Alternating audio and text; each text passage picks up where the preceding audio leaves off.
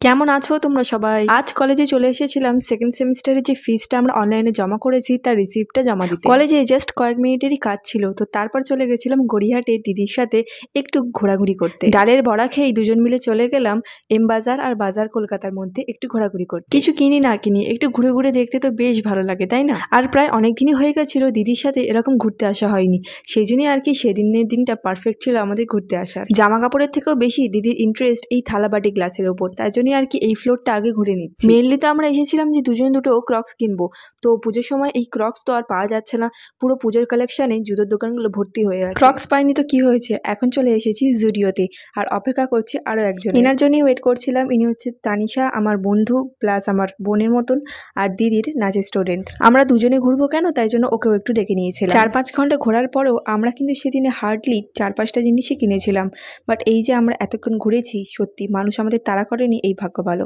এখানে একটু জুডিওর কালেকশনও তোমাদেরকে দেখাচ্ছি, মনেই হচ্ছে না এগুলো দুর্গাপুজোর কালেকশন, মানে ওয়েস্টার্ন ওয়্যারে পুরো ভর্তি হয়ে আছে। যাই হোক, লোকজন পড়ছে বলেই না এগুলো বিক্রি হচ্ছে। তো আবার আমরা চলে এলাম স্ট্রিট শপিংয়ে। 4-5 ঘন্টা যদি কেনার জন্য ঘুরতাম তবু মানা যেত, এই ভিড়ের মধ্যে আমরা যে কেন শুধু শুধু ঘুরলাম 4-5 ঘন্টা আমার এখন মাথায় ঢুকছে না। বাড়ি ফেরার আগে তিনজনে আইসক্রিম খেয়ে চলে এসেছিলাম এই ইয়ারিংসের স্টলে।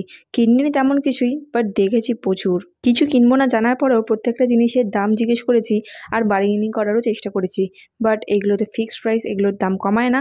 তো যাই হোক, এগুলো হচ্ছে 100 টাকা করে, আর ফার্স্টে যেগুলো দেখালাম ওগুলো ছিল ওই 40 টাকা, 30 টাকা, 50 টাকার মধ্যেই। এখন যাই বাড়ি, দেখা হচ্ছে তোমাদের সাথে পরে কোনো একটা ভিডিওতে, ততক্ষণের জন্য টাটা।